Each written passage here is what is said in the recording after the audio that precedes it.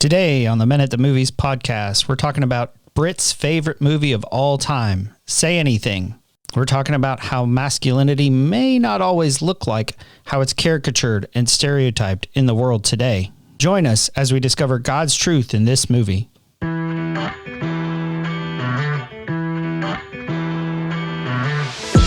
movies and stories we love are gateways to see ourselves and God in new ways. Every great story borrows its power from a larger story, the story that's written on our hearts and woven into the fabric of our very being.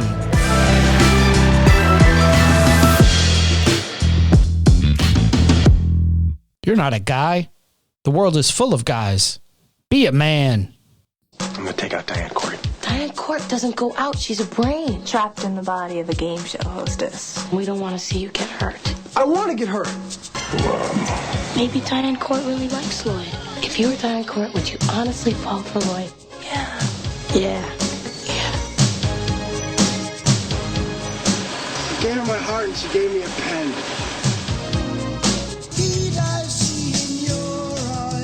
John Cusack, Ione Skye, Say Anything.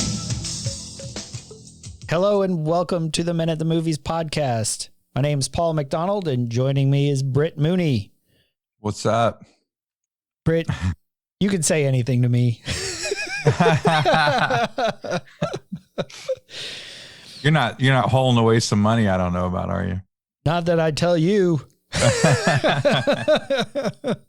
Stealing money from old people? Yeah, that was an unexpected twist. Yes, this was the first time I'd ever seen the whole movie. So obviously, when we get to our question of why did we pick this movie, we were talking about which movie to do next, and you said, Say Anything. And we're trying to also, cater to we don't want to just say the manly stereotype movie. It's got to be, there's times, we're going to do Titanic at some point because there's themes there, and it's important for men to interact with women and understand how the relationships work. And there's a lot of that in this one. But Britt, why did we pick this movie? Well, from what I remember, we were talking about doing some different genres because we've done a lot of sports movies. Yeah, so many. Doing 4 Rocky movies certainly skewed the scales that way. And we did Simon Birch, was a little more of a inspirational film, kid inspirational kind of film, drama. And so we're just talking about some different genres to do. And we mentioned, chick flicks, kind of romantic comedies, and we talked about our favorites. And then I mentioned that Say Anything is my favorite movie of all time. Not that I'm saying it's the best movie of all time. Your favorite movie of all time, full stop? Full stop. This movie it's so affected me when I saw it the first time and have continued to study it as my life has gone on. It's just, I love this movie. I've always loved this movie. And this is the movie that I showed my wife because she hadn't seen it either. I mean, she's not a huge movie buff. She likes some movies, and so on one of our first dates, I showed her this movie. That was the first night that we kissed. So this movie has a lot of history for me. And again, I'm not saying it's the best movie that's ever made. Like, it shouldn't win the Oscar for the best movie. What was that in Talladega Nights? You remember that? The Highlander, it's won an Oscar for what? Only the best movie ever. I'm not saying that about Say Anything, but it's just it's so encapsulated a time in my life, who I was during that time. And, it was important kind of for people to understand me. Like, this is maybe not who I am now, but it's definitely part of my history. And this is kind of who I was. So when I said that, you said, when I talked about it being my favorite movie ever, you said, well, let's just do that one then. And so there we go. Since you hadn't seen it, and your wife, I don't know if she twisted your arm, but she wanted you to watch it. Well, she was excited to get to watch it with me. and because she always harasses me about all these 80s comedies to see that I haven't seen. Because this came out in 89. We do a lot of movies that start with 19 in the in the date of release. I think what you were talking about how this one encapsulated a time, not just being a teenager when it came out and then being the first kiss with your wife, that there's a lot of, I've heard research about when you're at that age, you're a teenager, you're adolescent, at least in your mind and in your brain makes these neurological pathways.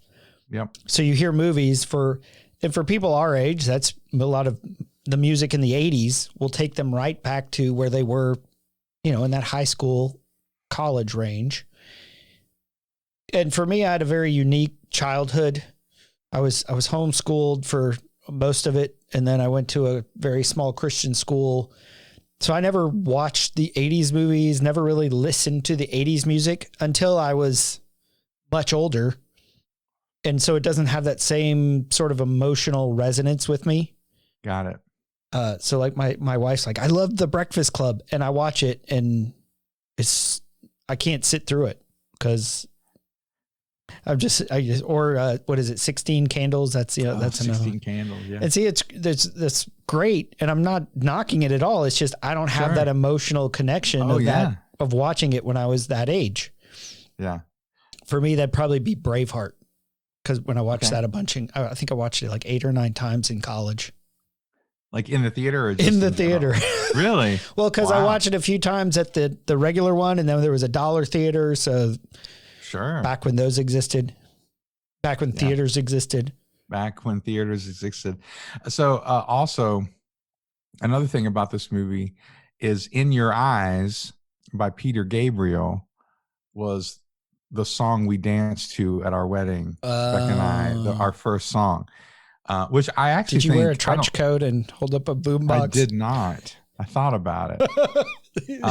I did sing when I closed out the night. However, I'm just going to put this out there. You can edit it out later. I did close out the night. There was a live band, and I did close out the night. I sang "Feel Like Making Love" by Bad Company. That did happen. That was the last song of the night. I don't know why you think I would ever edit that out. I think that should be the go-to end for every wedding. Hey, I was a huge Bad Company fan. I was like, let's do this. We're about to rock it. Our podcast peaked too early. I was like, where do we go from there? Where do we go from there?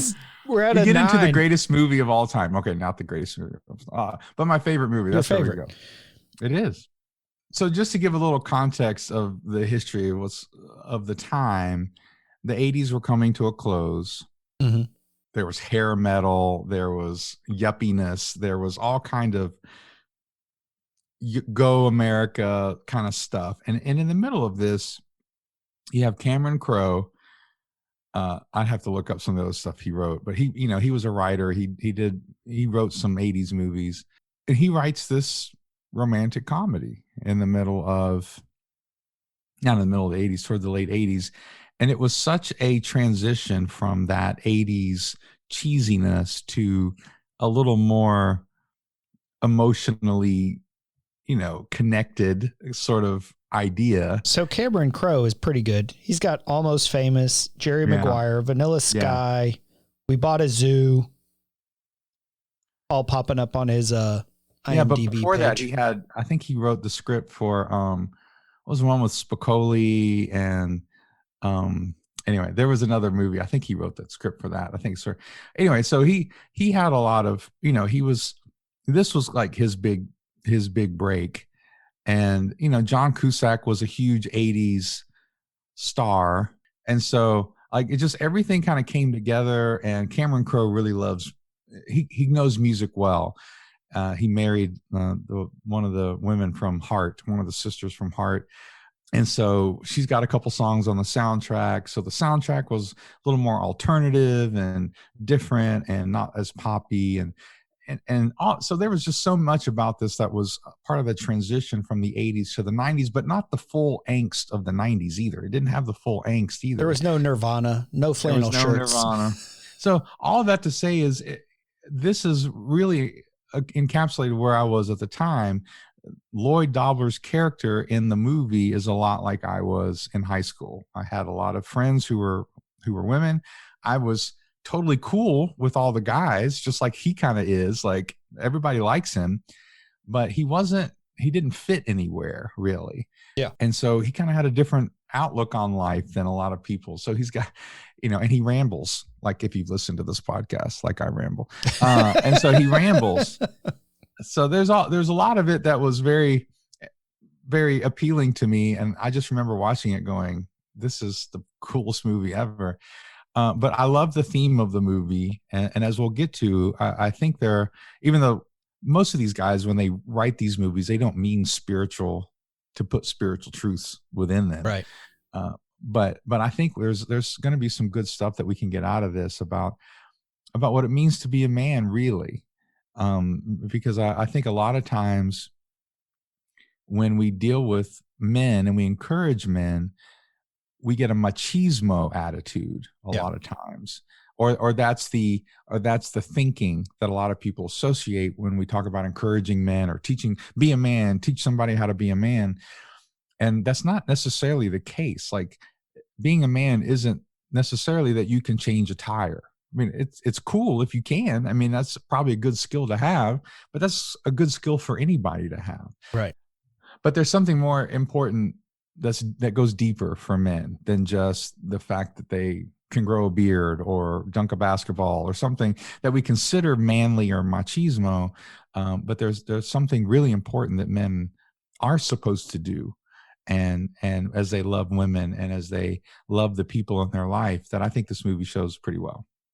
Some of the stuff that's out there about manliness, it may not say you've got to hunt or make your own bread or, live off the grid and all this stuff. But some of that, I thought you said that about the changing your tire, and that's not masculinity per se.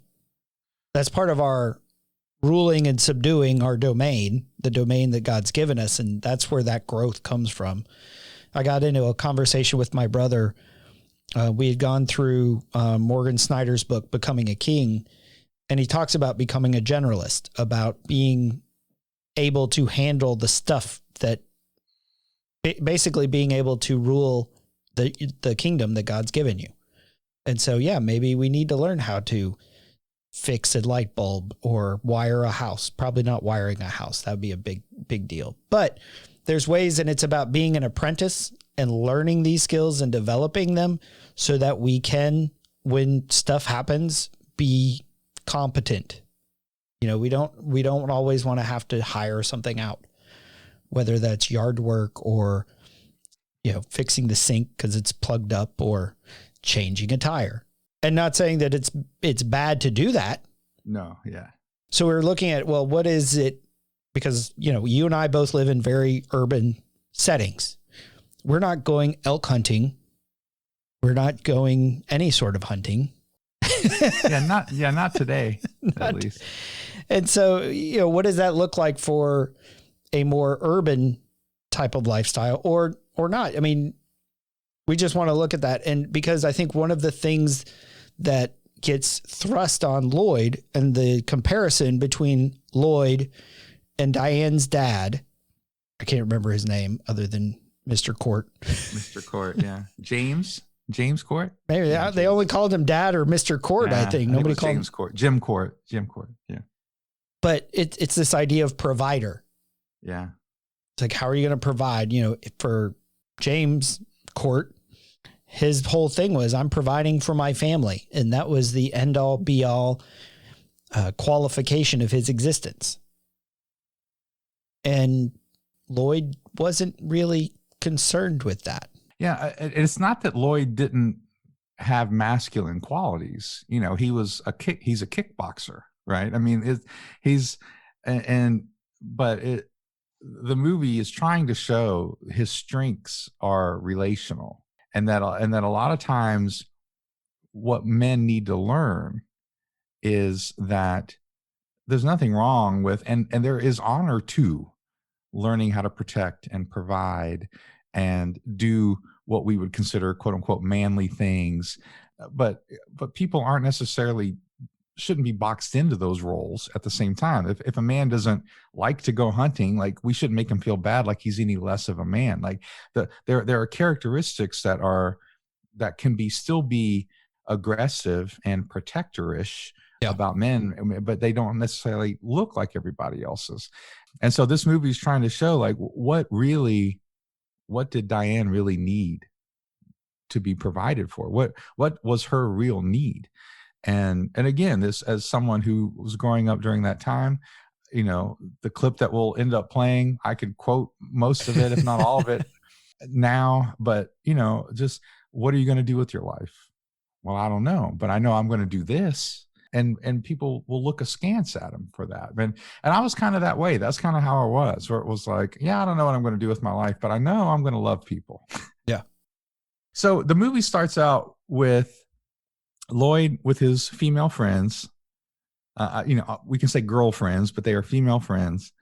And I'm going to take out Diane Court again. Well, that's unlikely. He never took her out in the first place. And they're looking at him like he's crazy. Like, she's the valedictorian. She's a brain locked in the body of a game show hostess. That's what they say. Like, she's out of your league, Lloyd. Like they're saying that to him, like in the first moments of the movie. And he goes, I don't care. I'm going to call her. I'm going to ask her out. And so, because they're graduating from high school. And by the way, that's manly. It's manly to say, I don't care if she's out of my league. I don't care if that's too big. I don't care if she has no idea who I am. No idea who I am. But I'm going to take a risk. Like, risk taking is part of being a man. Like, that's part of who we are. And so we just need to learn that there are other ways to take risks rather than, trying to jump a chasm or something. Thanks, Evel Knievel. And I have gone bungee jumping, and I love bungee jumping. I'm just saying, like, I love that stuff. But so that's where it starts. And so we get the setup of the movie, the setup of the conflict and the story. And then we go to graduation, where Lloyd's parents aren't there. Like, his friends are his family, kind of. Mm-hmm. You get this view of it. And then you get this little scene with Diane and her dad, where he's going to be the only guy that laughs at her joke, because she tells him the joke in the car, and he's like, no, that's fine. She's like, really? He's like, no. And you see that her world is her dad at that point, in the car and all that. So you're getting the juxtaposition between Lloyd's life, which is he doesn't get anything for graduation. He's just with his friends. And now Diane, who just has her dad, and she gets different gifts, but she has her speech, which is kind of important to the plot, and it's important to the theme. So she has her speech at graduation. It's almost over. We've gone to school together for 3 years, and we've been through a lot. But with that training net of high school gone, what's going to happen to us? We all know what the answers are. We want to be happy, go to college, work hard, maybe raise a family. But what if that doesn't happen? I have to be honest, though. I have all the hope and ambition in the world. But when I think about the future, the truth is, I am really scared. It's a great moment, because here everyone looks up to her. The guy introduces her, hey, world, check me out. I can't say her name without biochemistry. And he was, this, and she was obviously an academic superstar. She was an academic superstar. And that's part of what we see through the movie about her. But she has this really vulnerable moment where she says, I've got all the, what did she say? I've got all the whatever in the world. Hope. All the hope and all that stuff in the world. But I'm still really scared. Yeah. I don't know what the future is going to hold. I don't know what's going to happen. Well, because her entire life up to that point had been determined by her dad. Loving, like you said, super close, weird-ish relationship. But it was clear, there was a conversation early too that they said, it's working out just the way we had planned. Like, I think he had planned it for her. And she's facing, in 4 months, she's going off to Europe.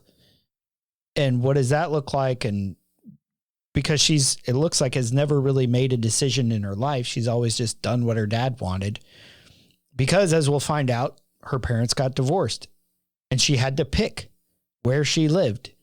Horrible thing for a 14-year-old, for any child to say, pick a parent. Yeah. But they have to do it sometimes. I mean, that's a real thing. Yeah. And I can't imagine how painful that has to be and how much guilt and pain for both parents, for the kid, for all that. But she picks her dad. And so, you wonder it's a fictional story. But you wonder how much of that trauma led into the character of, I picked my dad, so I'm going to do whatever he wants to make sure I don't screw it up. Again, we see the contrast between Lloyd getting nothing for graduation. His parents aren't even there. He goes home after graduation. Oh, and by the way, he makes his friend, not Corey. Was it Corey? He makes his friend take a picture of him. So he's just walking by and looks at the camera behind Diane. And I need a picture of Diane. She's like, so embarrassing. It's so goofy, Yeah. But he gets nothing, and he comes home just to his sister, and her son. She's a single mom.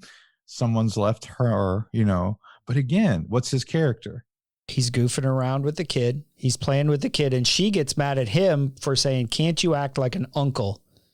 And not. She's wanting him to be some, serious, disciplinarian type.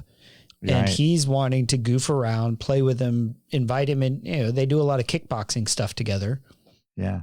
And by the way, late 80s, kickboxing was not a thing. It was not no a thing. MMA, no UFC. No. But with Diane, like you said, she gets a car, right? And then she gets jewelry or something. She gets something else. So she's like, I don't even know anybody who got 2 presents, and you got me a car, and it's more than anything. And then they find out that she gets the fellowship in England. And that's like this, again, academic superstar, rock star, only a few people in the whole world get invited kind of thing. And she's like, well, I'm going to have to go on a plane, and they explain that a little bit more later. But in the midst of all this that's going on in her life, the problem begins, which is Lloyd calls her up. This dude she doesn't know calls her up and asks her on a date. And his talking with her is nervous. Well, first he left her a message with the dad, and he just wrote the name down. But then he finally gets a hold of her, and he asks her out to this graduation party where some guy's going to dress like a chicken and all this stuff. And she doesn't even know who he is. And in the end, she finally says, okay, I'll go. But he can't get in the bathroom where he can be alone and have the conversation. So he tells the little kid. Again, back in the 80s when phones were on a wire connected to the house. On a cord. Yeah. And where you went depended on the length of the cord and the connecting and all that. And it was even before cordless phones. I mean, there were some cordless phones. I think maybe Jim Court had a cordless phone, but he didn't about the size of a brick. Right. And then, but most of us who didn't have cordless phones yet, we just $5. We buy the longest phone cord we can possibly find, and then you can go walk around the house with it. So unless your parents were like, hey, we need to use the phone. You've been on it for an hour. Right. But he makes her laugh. Right. And at first she's like, I'm busy, and he's making her laugh. Are you monumentally busy? And then he's just like this nervous talking thing that he does. And so she finally says, okay, fine, I'll go. Well, that was one of the lines when they end up at the party and they ask, why Lloyd? Why did you come with Lloyd? And she says, he made me laugh. My wife made me write that line down because early in our marriage, I would wonder, it's like, why are you with me? It's like, I don't understand what I bring to the table here. And she would always say, well, you make me laugh, which I'm like, great. I'm a court jester. Just give me a hat with little jingle bells on it and I'll jump around. And it took me a very long time to sort of shift that into what she says is he makes me laugh, is I bring joy to her life, which would otherwise be a little dark. I'm like the Wizard of Oz. I bring color to the screen.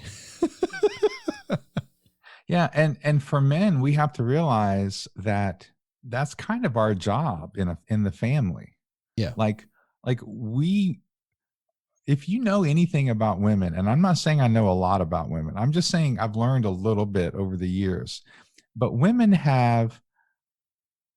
my wife says she has all these windows open, like a computer, like her computer has a dozen windows open. And before she can move on to something else, it's like she's got to resolve all these things that are going on in her mind and, close all the windows and she's got to come to, process. And it's very easy for women because women, generally speaking, are seeking security and safety. And that's a big part of what this movie is about. Women seek safety and security. That's how they feel loved.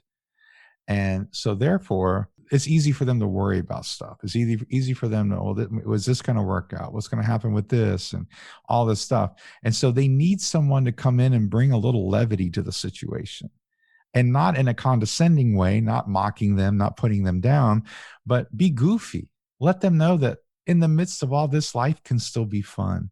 And that's kind of what guys are supposed to do. Men, sorry, not guys, but come into the situation and bring fun. And that's what he was doing with the little kid. Yeah. This kid had no father figure in that sense, except for him.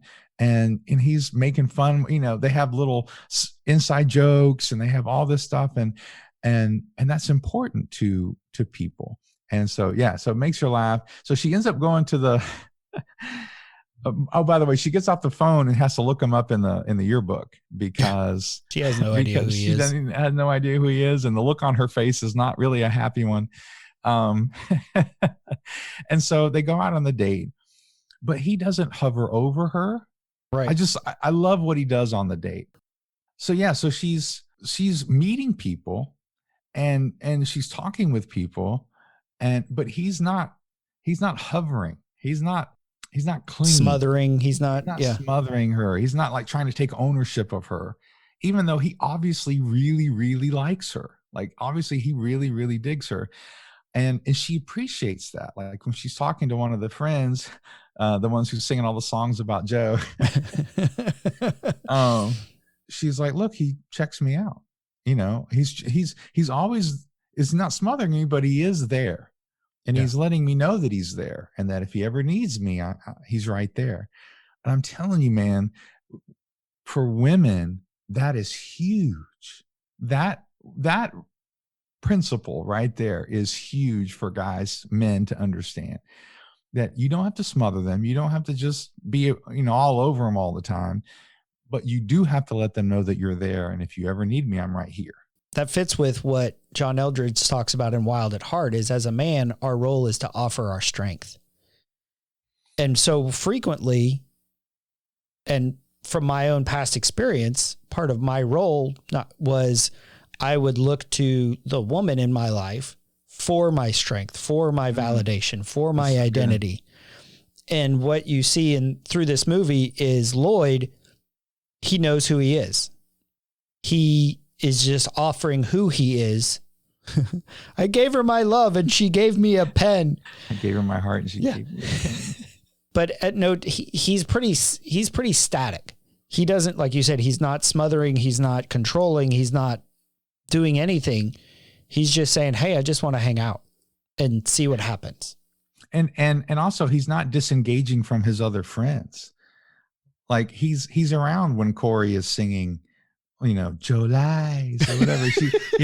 He's around when she's singing that stuff. And then when Joe is trying to go talk to her, he steps in. Like all of this stuff is actually real manhood. Like this is what I'm talking about. Like all of the stuff that he's doing, even though he's not your prototypical provider making lots of money, the kind of the yuppie ideal of the 80s, he wasn't that guy, but he's very manly in the sense of he takes action. He steps in and he says, dude, what are you doing? You're going to hurt her. Yeah. And he's like, why do you think I keep her songs, her tapes, man? They're going to be bad. I mean, like the dude's like an idiot, but he doesn't punch the guy. He reasons with him. Like there's just so much about it that's actual manhood that I think a lot of people can miss if they don't realize like these are the things that we need to learn as men. Because we would think a man would be like, I'm just going to kick your butt if you don't leave her alone, or threaten him or something. But he's like, he's trying to reason, man, she's written 65 songs about you, Joe. Just leave her alone.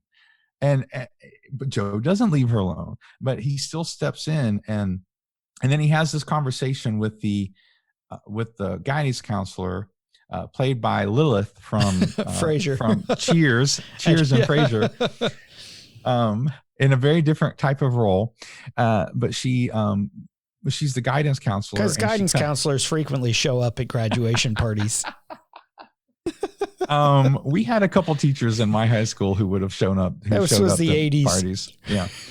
So she right there in the party, she's like, we never talked about your future. So that's this conversation. It all says the same thing. You have to decide on a career. My dad's a lieutenant colonel in the Army. He wants me to join. He wants to pull some strings. I mean, there's no possible way. Let me just make an appointment for you at Seattle Junior College. You the key master? Yep. I'm not gonna go to Seattle Junior College. I mean, I've got to be honest with you. I'm not looking for that. I'm looking for something bigger, I'm looking for a dare-to-be-great situation. Lloyd, everybody in that party put something on their record except you. How many of them really know what they want, though? I mean, a lot of them think that they have to know, right? But inside, they don't really know, so I don't know. But I know that I don't know. I love it. I'm looking for a dare-to-be-great situation. You're 18. You don't know what you want. You have no idea. Yeah. But they're just putting it on there, and he's saying, I'm not going to be tied down to something that somebody else wants for me. In stark contrast to Diane, who's, my dad wants me to do this, so I'm doing it. He's like, my dad wants me to do this. I don't think I'm going to do that. It's not for me. I can't support that corporation. That's the best line. As will come up in a couple of minutes. But again, like you're saying, we see the contrast, and what makes us like Lloyd is he doesn't BS people. He's real every time. He doesn't lie. He's honest. And again, what's the name of the movie, right? Say Anything. Like he is the embodiment of what she thought she had, right? With her dad. He's the embodiment of that. He's going to tell her exactly what he thinks. He's not going to roll over people. He's not going to argue people. He's going to say, look, I don't know, but I know that I don't know. Right. Like I'm confident in this reality that I just don't know. And I'm not going to fake it like these people. I'm not going to do fake stuff. And again, that just really appealed to me. That's kind of who I was. I'm like, I don't know what I want to do. I'm going to try this. And, how many people that I knew chose their majors at 18. Yeah. And then some of them would finish college with that major and then get a job doing something completely different. Yeah. Within a couple of years. I mean, this happens all the time. And so he's right. Like we don't know what life's going to throw at us. And I'm looking for something real, a dare to be great situation. And I'm sorry, guys, that is manhood. Manhood says, I'm going to risk being great. I'm not going to just follow the crowd. I'm going to risk being great at something. And in the movie, it's maybe not what we would all pick, but I think it's important that it is what he picked. I think frequently we get tempted because our hearts say, I want a dare to be great situation.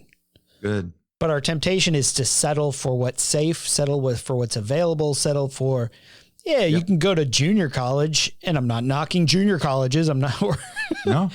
We're looking for an invitation from God to step into something. a buddy of mine, he would always say when I was considering a job change is, are you running from something or running to something? And Lloyd wants to run to something.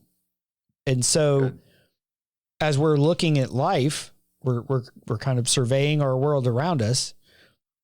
There may be things that we're not happy with, but we, instead of just jumping from whether it's job to job or, sign of searching for some sort of relief or medication, say, okay, well, where is God inviting me? And in this case, it turns out to be, I just want to spend as much time with Diane before she leaves as possible. And that is it. That was the end of his expectations and his whole plan. Well, that was what he knew. After the party, he gets a second date. He gets a second date, but that's what he knew. Again, he says, I don't know, but I know that I don't know. And also, but we didn't talk about the fact that he was given the role of key master. So when he shows up to the party, everybody's drinking. It's a kegger, but whatever, everybody's drinking. It's a graduation party. But it shows people's respect for him, that when he showed up, they said, will you be the key master? And when there was keys left, they had to drive this guy home. And so do you recognize anything anywhere? I don't know where I am. But no, so he gets a second date, but that's what he knows. So they're showing his character, but then he says, I know what I know. I don't know what I'm going to do the rest of my life, but here's what I know. I want to spend as much time with you as humanly possible until you leave for London. Yeah. You're going to leave for England in 4 months, and I want to spend as much time with you as I possibly can. And so he gets the second date, and she made the second date with the parents.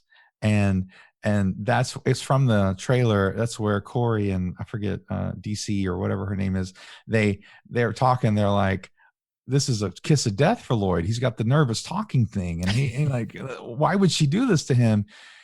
And then they said, if you were Diane Court, like rock star brilliant with the body of a game show hostess, was what they said in the first, scene of the movie. Would you, she's way out of his league, but would you fall for Lloyd? And they all went, yes, I would. You know why? Because he's been their friend. He's been there for them. They know who he is. They know the quality of his character, which she says, I'm a good person. Lloyd's a great person. That's what she tells him at the party. And so he's sitting there with not just her dad, but he's sitting there with her dad and like business associates, the accountant or lawyer or something. And first we get an important piece of information, which is like she's deathly afraid of flying. Yeah. And so we get a little story, and it's kind of funny. And then Jim, the dad of the daughter that you're dating, like how many of us have ever had this experience where the dad is kind of starting to grill us and we get all nervous, but he doesn't really he gets nervous, but he says, what are you going to do with your life? What are your plans for the future? Spend as much time possible with Diane before she leaves. Seriously, Lloyd?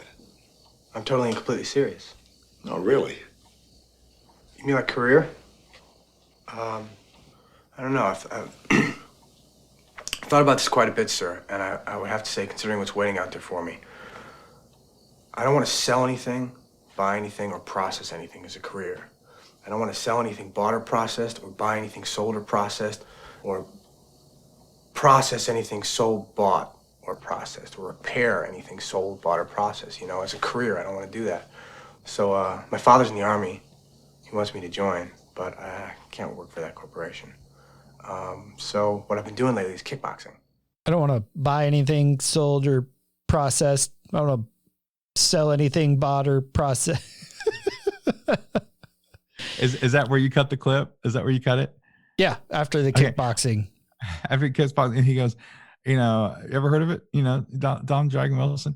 And he says, and nobody knew kickboxing. Nobody has, I don't know if I'm great. He goes, I can't figure it all out tonight, sir. So I'm just going to hang with your daughter. Like the worst thing you could say to the dad, right?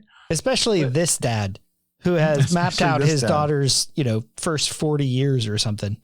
And so just, as a background, the dad owns a retirement home, and that's where he's gotten money, and Diane works there, and there's been some interaction with the old folks home, but it's at the party, I believe, when the IRS shows up. Yeah. Right after this conversation. Yeah.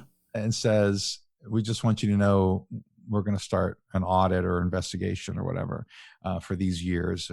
And so now Diane's world. So first Lloyd throws her world for a little bit of a loop because she wasn't expecting this, expecting this sort of relationship.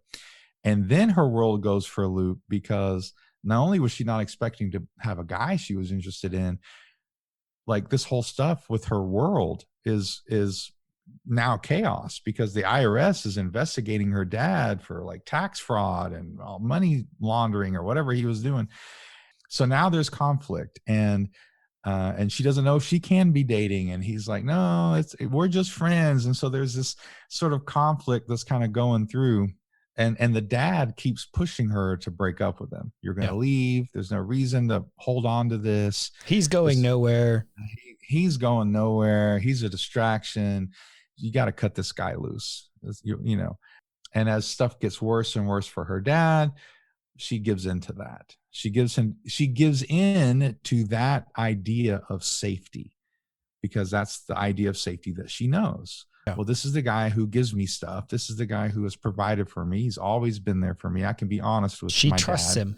Yeah. I trust him, and I'm just going to go with what he says. And so she ends up breaking up with Lloyd. Oh, but not there was a moment where they had, you know, some intimate time, but he's ready to say, I love you. Yeah. And he says it. And right after that, she breaks up with him and gives him a pen. So he can write her, you can write me letters. Right. Well, and that's what her dad says. Again, she's participating in this one idea of security and safety, where her dad says, just give him a pen. And she says, never in a million years would I give him a pen. And that's exactly what she does, because again, she's participating in that idea of security. And that's a theme of this movie too, that again, it's kind of relevant and could be controversial for us to talk about today, which is, what is real security and safety in our world? What is that? Well, and that's what she talked about in her graduation speech. We're going to go to college, make a little money, maybe have a family. But what do we do if that doesn't happen? And we all have these plans, unless you're Lloyd. We all have plans for 5-10 years from now, and then get frustrated because it's not happening today. And what Lloyd is able to do is live in the moment. He's like, yeah, I think I'd like to do this. I'm preparing as if I'm going to do this. But even so, he ends up with a job teaching kickboxing to kids. He's like, I get to come and they pay me. This is great. And who wouldn't want a job doing something they love? Right. Like if we got money for this podcast, that would be great. To talk about movies? Yeah. You gotta pay me for this? Actually pay me for this? Yeah. Again, we see those characters, they're getting closer and romantically, and she breaks up with him and gives him a pen. I'm going to England, write me. And, and he's all upset, and he's in the rain, and they're just very, and he's got a little handheld tape recorder and he's like narrating, his life. You're just driving around talking into the tape recorder. As one does. Sister, by the way, is Joan Cusack, his actual sister, who, if I were to ever make a movie, John and Joan would be in my movie. Bit parts or something. Yeah. They're both brilliant. Fantastic. They're friendly. So anyway, his sister's like, just come home. And he's like, I gave her my heart. She gave me a pen. And he's running around. He's driving around trying to get her off his mind, but he's talking into the tape. He goes, look, maybe those guys at the Gas and Sip are right. The guys that are drinking beer on Saturday night at the Gas and Sip, maybe they're right. He said, I just never thought those guys had any answers, which again, that's his character, but he's starting to doubt himself because he went all in. This was a dare to be great situation, and he went all in and he got his heart broken. Which, if you remember from the thing at the trailer, they said, we just don't want you to get hurt. He said, I want to get hurt. I was like, well, guess what? You're going to get hurt. Guess what? But again, we have to realize, as men, as we get involved in these dare to be great situations, life is going to hit back. Like we can go all back into the Rocky movies, right? Like you're not getting in the ring with someone who's not hitting back. Like life will hit you back. And we have to be prepared for that. Like who's going to play football and not realize like they're going to hit you hard. Don't play football unless you're willing to get hit hard. So he ends up going to the gas. Joe is there, and some of the other friends from the party, they show back up, and he goes to talk to the guys at Gas and Sip.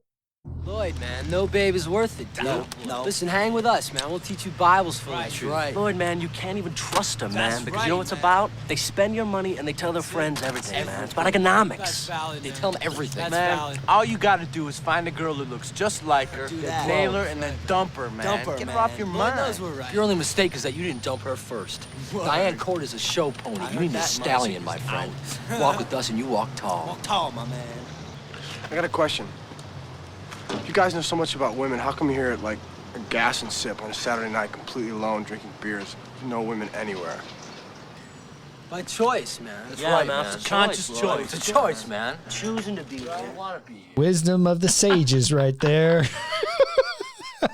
That's so great. And then he gets upset and he's like, and he says something that's really important. That he says, man, you don't know what it was like. We didn't even have to go out. We could just hang out.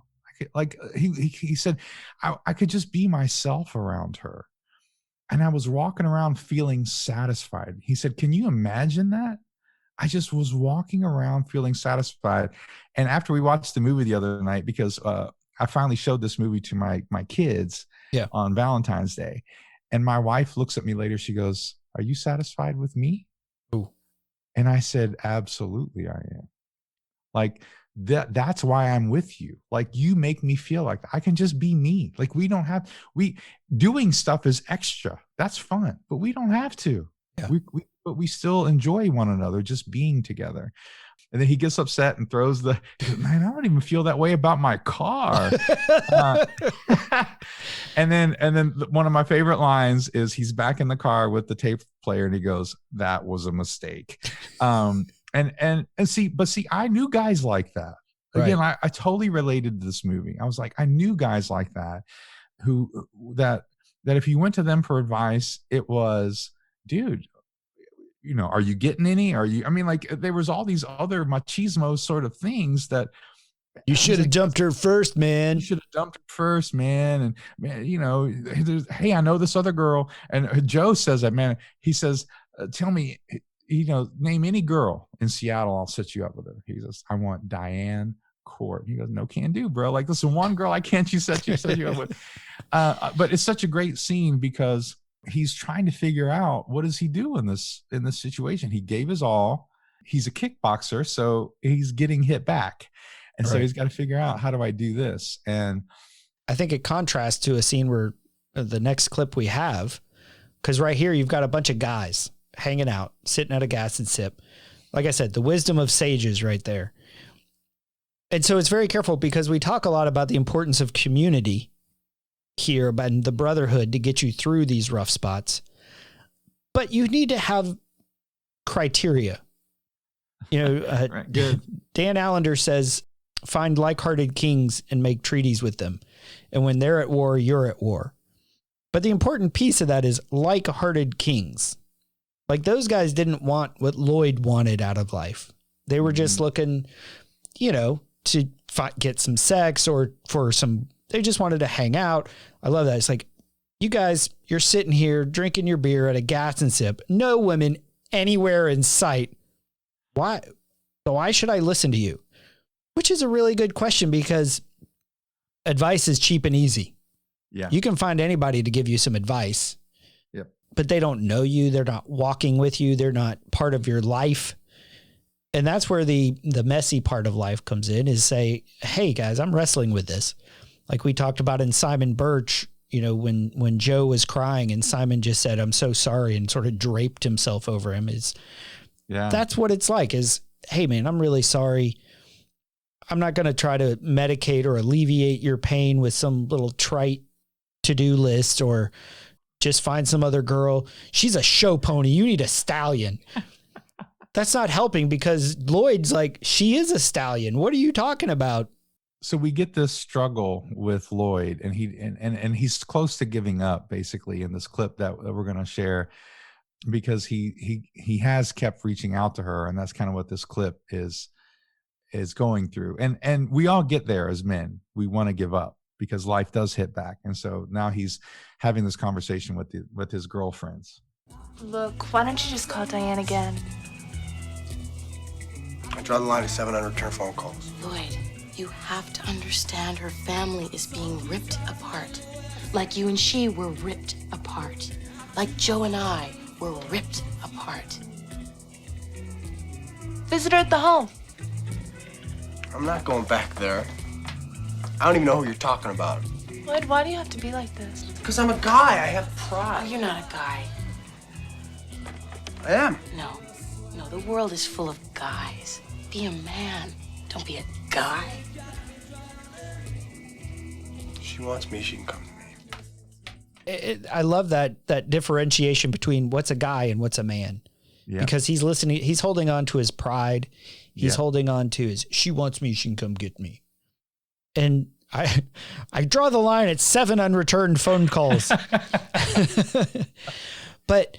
And this is where we pull a little Bible here, because as men, we are called to treat our wives as Jesus treated the church. And then you look in Philippians, and Jesus did not consider equality with God something to be grasped, but lowered himself. So good. He didn't consider, as men, we frequently say, if I'll do this, if I get this. Our reaction, our action is based on the response. And Jesus pursued us. He did not consider his rights or respect or what it took. He didn't care what people thought. He just pursued them. While we were yet in sin, Jesus died for us. He loved us. And the dying part, I think, is a little over-focused on because he lived for us. He lived for the people. He touched lepers, which was not done at all in that day. He touched people. It talks about the woman with the issue of blood came up and touched his cloak. According to the ceremonial law, that means, hey, you got to quarantine yourself for a week, dude. And then you got to hope the priest will kind of cleanse you. And he just kept on trucking. He didn't care about who touched him.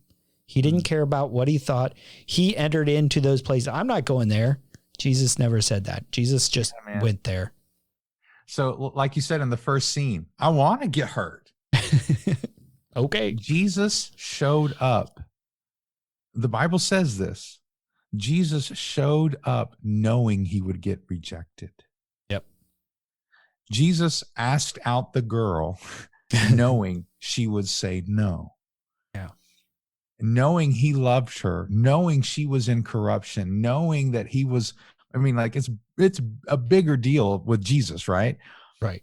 What his love and what his love was out to do.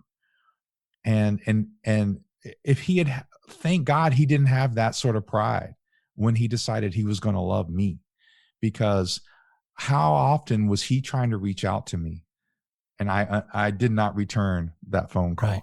I know that's very cheesy. That's an 80s DC Talk song or something ready to happen. Your podcasts are blending together. It is. But that's what happens is God is reaching out and pleading. And like you're saying, if he had done it with pride, Jesus says, if you want to be great among men, be a servant. Don't be over them. Be a servant. If you want to be the greatest, be a slave. To the Jews, that was unthinkable. And not with the attitude of, look at what I'm doing. When my daughter moved out, we could say, I'm still doing her laundry. She was spending all her time somewhere else. And it's like, oh, I'm still doing her laundry, and getting mad about it. It's like, well, I can do one of two things. I can stop doing her laundry, or I can keep doing it, but with the attitude that I am serving her and loving her, even if she doesn't appreciate it and respond the way I'd hope she would. That's right. Love never fails. It never fails. And Lloyd in this movie figures that out. And he has a moment where he doesn't get it because it's normal. Like I'm not putting anybody down that we want to quit when people reject us. That is human and it is normal. There's no judgment there. Jesus didn't like it when people rejected him either. But then he says, hey man, you think you're better than me? Like, I think I mentioned this on another podcast. Like, they hated me, they're going to hate you. Like you have to get into this thing knowing life is going to hit you back and that people will reject you, even though you are showing them love, even though you are trying your best to love them into the kingdom. But Lloyd does end up getting it. He ends up listening to his friends and realizing and so literally in the song, without a voice, without my pride, I reach out from the inside. And that's the song that he's playing from Peter Gabriel when the boombox, the very famous scene with the boombox is over his head, and women just swoon over this scene, because what he's doing is he's saying, like he did at the party, I'm here. You see, you talked about offering our strength, but the way he did it was important too. See, guys, we think offering our strength means we get to step in and fix it for them. That's not all the time what women want. Like, sometimes we do need to step in, like he did with Joe, and like he did with, sometimes you do need to step in, but sometimes it's just, I'm here. What do you need? And sometimes she just needs you to listen. Sometimes she just needs you to be there. Sometimes and sometimes it's give her space and give her time. Give her space and give her time. And so, but even through all that, it's like he's calling out, and it is a very Christ. The song, by the way, In Your Eyes, is a very religious. It's got a lot of religious imagery in it, but he's still calling out to her. Yeah. Without my pride, I have no pride. I just love you. I just love you and want to be with you. And what men need to realize is that is what makes a woman feel cared for and provided for. Now, I'm not saying you don't need to pay bills. We all need to pay bills, okay? There's something honorable and manly about taking care of business, but you can do that and still your wife, you can pay all the bills and provide everything for her. And your wife still not feel provided for, still not feel like she can still feel unsafe with you, even though you have locked every door in the house, right, and put the best security system, most, like you can do all of that, but in the end, she can still feel unsafe in the house with you. And that's where the movie goes. That's where the movie goes. Because Diane discovers her dad has been lying. He's guilty. He has been doing whatever shady accounting he'd been doing and stealing from the old people. I think it was after he didn't tell somebody that they died, and so he kept cashing the checks even though they didn't actually live there anymore. I think he sold off their property. I think he. Oh, that's right. Like their inheritances, like whatever they didn't have family that cared for them. They never showed up, and so when they finally died, he was able to pocket their inheritance. Yeah. Diane finds out that her dad's been lying to her. And as you mentioned, all the money in the world didn't make her feel safe and secure. That's right. But she said, we had a thing. We could say anything to each other, but you broke the rules. And so she runs to Lloyd. Which is so funny because I love physical comedy.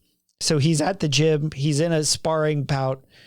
And she walks in, hey, Lloyd, you got a visitor. And she walks in and he drops his guard and immediately gets kicked in the nose, which I think is absolutely, that's a 5-second synopsis of the movie. I want to get hurt. Bang. And then she walks over. So he's laying there with his broken, bloody nose and ice on it. And the guy sets Mr. Miyagi's him or something. Snaps the bone back into place. And so then they have their conversation. I'm sorry. What do you want? My father's guilty. He lied to me. He lied to everybody. I just left home. I need you. You do? Everything else means nothing to me. If I hurt you again, I'll die. Hurt me again. There's not a chance. Don't worry about it. I love you. What? I love you. How many more times do I have to say it? One more time would be nice. I love you. Please. I love you. One question. You're here because you need someone or because you need me? And I love that question because he takes that. He says, are you here because you need someone or because you need me? And then he waits a few seconds. And he's like, doesn't matter. Because remember, he said, I gave her my love. I gave her my heart and she gave me a pen. But that was the first time she said, I love you. It was at that moment where he said, she needs me. Am I going to hold on to my pride or am I going to hold on to her? Yeah. But again, we've got the contrast, and it seems insecure to some people for Lloyd to say, I don't know what I want to do, but I know that I don't know. But here's what I do know. I'm going to love this woman. In the grand scheme of the movie, what guys need to realize is you can make your plans, you can make your investments, you can do all this stuff, and guess what? It can all be gone tomorrow. There is no guarantee for that stuff. So where are you going to put your energy? Where are you going to take your risks? Where are you going to dare to be great? Because here's what a woman needs to hear, and what we need to say is that I don't know what the future holds, but I know I'm going to love you no matter what. Because that's reality. That's what women need to hear. Because women will stick with you through almost anything. I'm not if you cheat on them and stuff, but I'm just saying like if you're willing to say, I'm going to love you and do anything for you, not out of pride, not out of negotiation, not out of manipulation. We're going to be in this together. No matter what happens, we're both going to handle it as a team, as equals, not as me telling you what to do because I'm the man, but we're going to be in this together. I'm going to support you. I'm going to support, and we haven't even gone over that he was literally saying, I'm going to sacrifice so you can use your talents, so you can use your gifts in life, so you can have what the opportunities you have in front of you. That's another thing that men need to do. And we kind of talked about that a little bit, I think, even with Rocky, that all that sort of stuff. But that's love. That's what made her feel secure. That's in the end, that's what she realized, like, no, that makes me feel safe and secure. Not the money, not the worldly things, because the worldly things are temporary, but love never fails. Love doesn't fail.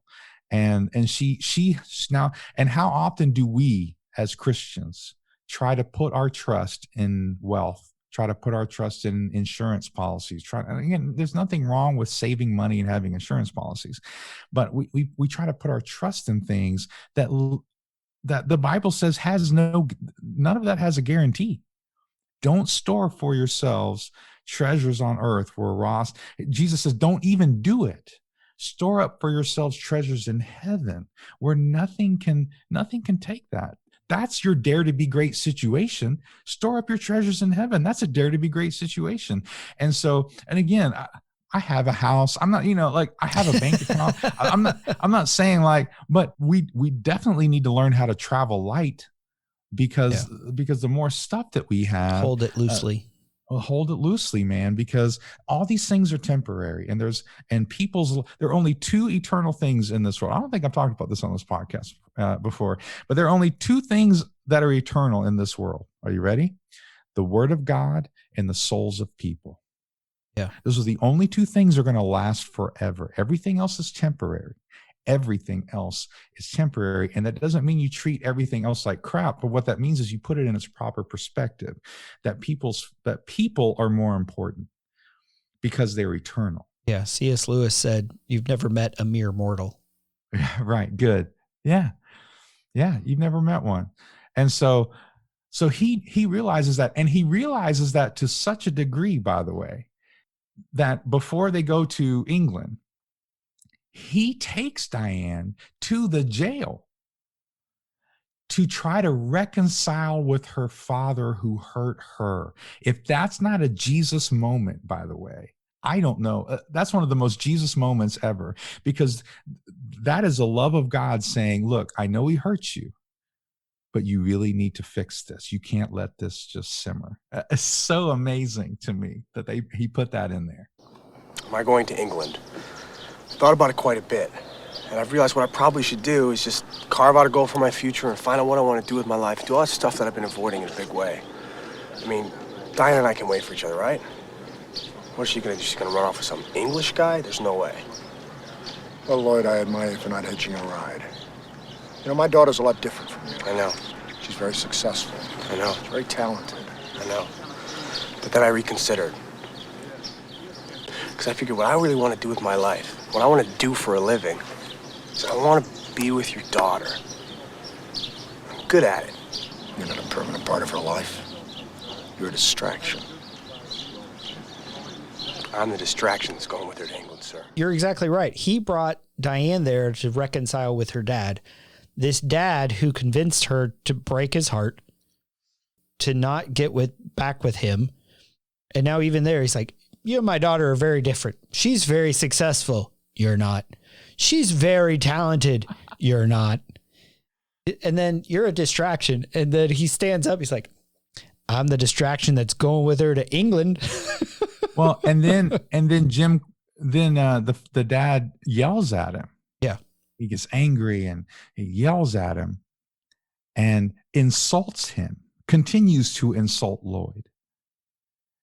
And then what does Lloyd would have been completely within his rights to just stand up and walk away. But he had a letter from Diane that was like gold to the dad. And he still loved the dad. He's literally loving the dad. He's cheering for him. He said, she wrote 2 letters. Yeah. I read them both. I don't know which one she put in the envelope. Look at the end. If it's the one, I still love you or whatever. He's cheering for him. He's cheering for reconciliation. That's what God does. God's like, I know there's pain. I know you've hurt each other. I know people are corrupt, but he's not just hoping for reconciliation with himself. Like we talked about before, it's also reconciliation with each other, but he's trying to facilitate reconciliation between Diane and the dad. And Diane does come up. Jim is, I'm so sorry. And, blah, blah, blah. And she gives him a pen. It says, write to me. Write to me. I wanted to say goodbye. Here's a pen. Write to me. That he's the one that she actually says, no, this is not love. This is not the love that I'm looking for. Well, that's all very biblical too. For this reason, a man will leave his mother and father and cleave to the wife. And, you have to leave something in order to pursue. You can't have it all. Yeah.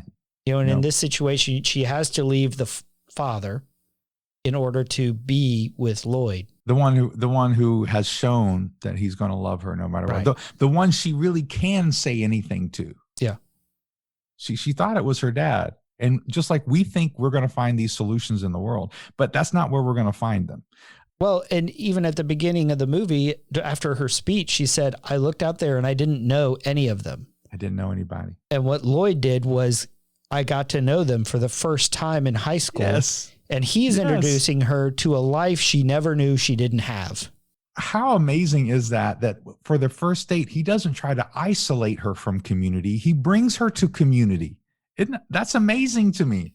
That's his character. And so she's afraid of flying, and they have brought this up a couple times. And in my opinion, one of the best last scenes of a movie ever, because they've been setting this up and now they're on the plane and he's trying to comfort her, all this stuff. And so I think you have it right. All right, high-level airline safety tips. If anything happens, it usually happens in the first 5 minutes of the flight, right? Okay. So when you hear that smoking sign go ding, you know everything's going to be okay. Good to know. Nobody thought we'd do this. Nobody really thinks it will work, do they? No. You just described every great success story. Where's the ding? It's coming. Any second now. Any second now. Yeah. Nobody thinks this would work. But you just described every great success story. And by the way, earlier, Lloyd wrote her a letter after they had sex and showed it to his girlfriends there. He was like, I've dreamed about a letter like this. Have you ever gotten a letter like this? No. But I've dreamed about it. But what they say is, go out and be great. She said, get ready for greatness. That's Lloyd. it. Get ready for greatness. Because the letter said, I'll always be there for you. Yeah. Like that simple. I'll always be there. And what you don't see in the scene that we played audio, but we don't see in the scene is that when he tells her it's going to be okay, and she looks at him, she's not afraid. He's trying to comfort her, and he's like, "No, I got CDs and stuff and tapes and blah blah blah and magazines." And she looks at him and she says, "I know." In other words, she knew it was going to be okay before the ding. Before the ding even happened, before the smoking, sign, whatever, she knew it was going to be okay because she felt loved. She already felt secure and loved. And that's what made her feel safe. And see, here's the thing, guys. I said this something to somebody recently. They were having trouble in their marriage, and they were starting to go to counseling, and I was talking with them, and I told the guy over the phone, I said, look, dude, here's what she needs from you. She needs you to look at her, tell her, I love you and I'm not going anywhere no matter what.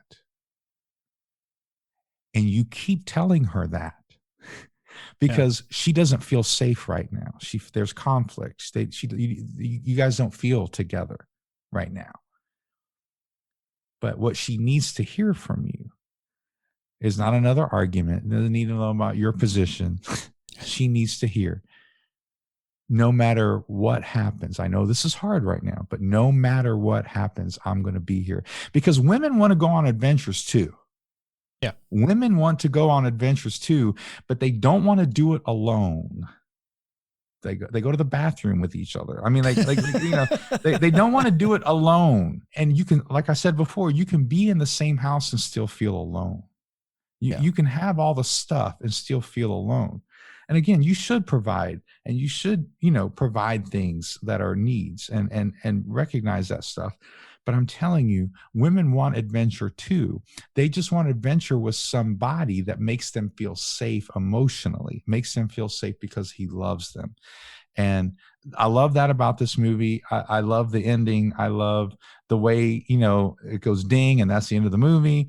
And then you get the little cheesy song. It's "We Did It All for Love," and then I love the whole ending because it showed us the fact that she felt safe and that he was going with her to England. He's just gonna. I'm good at it, sir. Yeah, I decided I want to be with your daughter. It really struck home to me because about a year and a half ago, I actually made that decision. One of my focus for that year was to support my wife. My wife, she's a great leader in nursing, and said, if I focus on allowing her to be as great as she can be and blossom and fulfill her potential, then that's much more important than me working a certain number of hours or making a certain amount of money. Because, and so it became a big shift of she brings home most of the money. Like, she pays the bills and I work for, so we can go on vacation. But it's really disruptive because then people are like, oh, you only work one day a week. What do you do with the rest of your time? And I say, well, I do a lot of things I don't get paid for. I try to take care of that house and the dogs and the kids and be available because she'll work herself to death. Because she loves what she does, and she'll spend 10 to 12 hours a day doing it. And so I say, no, you need to go She loves taking baths, so she takes a bath, or you need to go take a jog or exercise. And the part, just like Lloyd there, is allowing her to do that without feeling shorted on my time. Good. Because the other part of that is through my humility, allow her radiance to shine. So good. Because I can't fight for my time. I can't fight for my attention. Say, no, you need to do this. I'm going to support you. And this is how I'm going to support you. And it's not easy. No. And you get kicked in the nose every now and then. Leadership is not achieving more than other people. Okay, let's start there.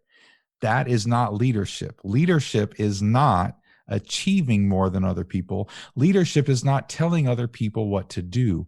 Leadership is helping other people become the people they were created to be. That is leadership. And men are supposed to lead their wives. Men are supposed to lead their families. Now, not every woman was created to be a nurse. Not every woman was created to have an amazing job or a fellowship in England, right? That's why you're intimate with her. You can know her. What has she been created to do? Maybe it is to homeschool kids, and sometimes that changes over time, right? When your kids grow up, my wife really felt passionate when our kids were young and before they were school age. She really felt passionate that she wanted to be at home with them. That's what she felt called to do. So what was my job? My job was to support her and to help her realize her calling. That's leadership. And men are supposed to be leaders, because what does Jesus do? As Jesus reconciles us back to the Father through himself, his death and resurrection, what he's reconciling us back to is the person he thought about when he first imagined us in heaven before time began. That's what he's reconciling us back to. And that's what Jesus is doing. That's what Jesus is doing with the Holy Spirit. He's leading us to be that person that we were created to be. That's what God is doing. And so and Christ in the church, that's what Christ in us does. Now, that doesn't mean it's bad for me to achieve. Right. But what that means is that I can't just think about my own career. I can't just think about that's not good leadership. I have to think about who this person is and how can I help her or my kids. That's good leadership in them too. I have to figure out, what are they talented at? What are they passionate about? How can I help them become the people that they were created to be? And you see God's power in it. When you have joy with that, there's so much joy when you see people become who they were created to be, and they won't leave you. They will love you more than they ever have before. It's what we were talking about with the Sermon on the Mount before we recorded. And it didn't even seem like it connected, but it seems like it does now, where Jesus says, on the one hand, you are the light of the world. Shine your light for all the world to see. And then a chapter later, he says, be hidden. Don't do your righteousness so that other people will see it. Hide, don't pray in public. Don't do things so that people will see you. So in the first chapter 5, he says, be a light. The second time he says, be hidden. But it's exactly what you just said, is we might be called to be leaders, to have a successful job, to make money. But what are we doing it for? As we talked about in the Sermon on the Mount, it's all about our motivation.